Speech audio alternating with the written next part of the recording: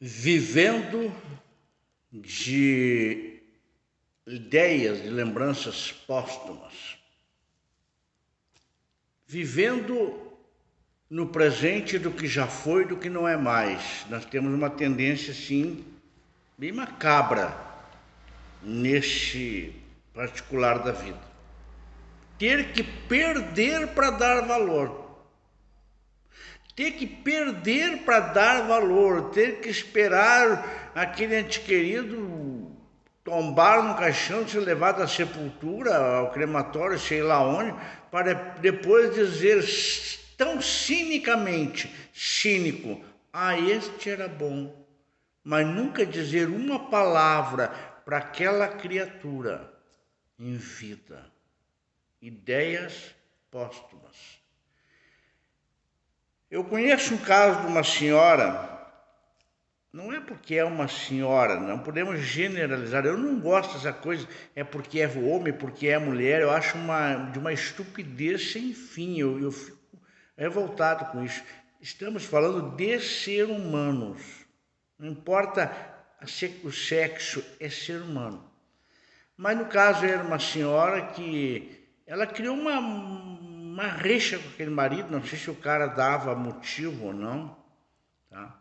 Mas a verdade é que aquele homem não via a hora, trabalhava num serviço, era portuário, trabalhava num serviço bem difícil, e ele bem pesado, ele trabalhava na parte bruta do serviço, e ele estava aguardando ansioso a sua carta de aposentadoria, que ele havia encaminhado os documentos. E ela sabia, não se comunicava muito, mas ela sabia. Enquanto ele estava no trabalho, a carta chegou, ela olhou, ela leu, ela violou a carta dele, ela leu, tá? Aí já entra outra questão aí. Violou a carta dele, leu e viu que era a carta de aposentadoria. Ela guardou a carta. Deixa ele se ferrar mais um pouco lá.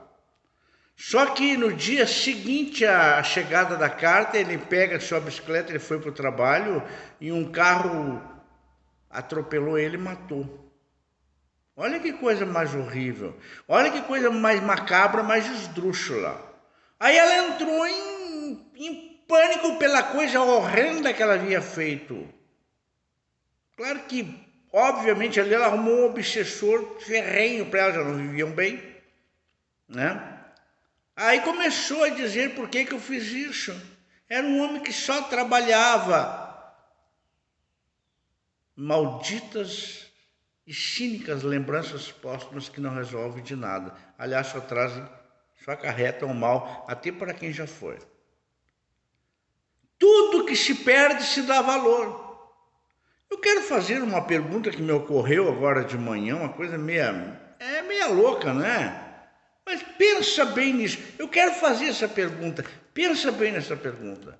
Se Jesus, filho de Maria, o Nazareno, né, que muita gente chama de Deus, ele não era Deus. Vamos botar cada coisa no seu lugar. Deus é um. Moisés era o profeta do monoteísmo, que ele veio trazer para nós a ideia de um único Deus. Então Jesus é um espírito da mais alta esfera. Não houve outro igual na face da terra, mas nasceu aqui, reencarnou como ser humano. Mas fez coisas maravilhosas, nos deu ensinamentos que até hoje nós estamos falando 2.000 anos depois, aliás. A pergunta que eu quero fazer e quero que você pense, leve a sério. Se Jesus estivesse vivo hoje, nós estivéssemos vivendo no período de Jesus hoje, da existência terrena do cidadão Jesus Nazareno hoje, será que nós estaríamos dando o mesmo valor que nós damos porque ele já morreu? É uma boa pergunta, hein? É um bom questionamento, não é heresia não, é um bom questionamento. É um bom questionamento. Se Jesus estivesse presente hoje, nós fôssemos viventes do seu período atual de vida, de existência na terra, vida terrena, nós daríamos o mesmo valor que nós demos a esse Jesus, o Jesus aquele todo feio, esquisito, pendurado na cruz, todo horroroso. Eu poucas vezes entrei em templos, da Igreja Católica Apostólica Romana, E eu entrei num templo, era uma festa de 50 anos de casado, de um casal de amigos. E eu vi uma coisa fabulosa que um artista fez. Uma cruz vazia e um Jesus voando, né? Levitando, sei lá, no ar, fora da cruz, fora daquela imagem horrorosa. Achei divino, maravilhoso. Mas nós queremos adorar aquele Jesus torturado, sangrando, morto. Assim nós vivemos. Assim nós fizemos com os nossos pais, com filhos, com irmãos. É corriqueiro. Eu, por exemplo, eu tenho uma saudade do meu irmãozinho que desencarnou aos 12 anos, eu tinha 10, até que foi muito traumático, eu estava junto no momento que ocorreu algo com ele. Então nós temos uma tendência de viver de ideias póstumas, aplaudir quem já foi. Aquele cantor era maravilhoso, porque morreu. Aquele ator, aquela atriz, aquela cantora eram maravilhosos, porque já morreram. Muitas vezes estavam aqui passando as piores privações e necessidades,